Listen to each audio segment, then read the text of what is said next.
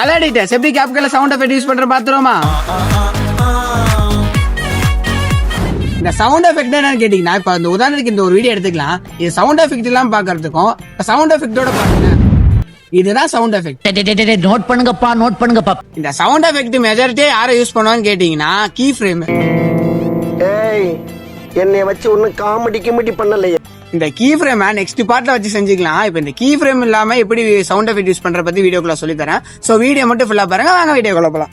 First sound effect எங்க இருந்து எடுக்குன்னு பாத்துறலாம். ஸ்கிரீன்ல இருக்கிற வெப்சைட் ஓபன் பண்ணீங்கன்னா உங்களுக்கு இன்டர்ஃபேஸ் இப்படி தான் இருக்கும். இதுல நிறைய பட்டனா இருக்கும். இதுல வேடுங்கிற பட்டன்ல அது கீழே இருக்கிற வேடிங்கை தொட்டிங்கன்னா உங்களுக்கு டவுன்லோட் ஆப்ஷன் காமிக்கும். டவுன்லோட் பண்ணிக்கோங்க. கிளிக் பண்ணி டவுன்லோட் பண்ணிக்கோங்க. நெக்ஸ்ட் கேப்கட்ல எங்க இருந்து எடுக்கிறதுன்னு பார்க்கலாம். இங்க கீழே ஆடியோ ஆப்ஷன் இருக்கு பாத்தீங்களா, அதை கிளிக் பண்ணிக்கோங்க. இதுல சவுண்ட் எஃபெக்ட்னு ஒரு ஆப்ஷன் இருக்கும், அதை கிளிக் பண்ணிக்கோங்க.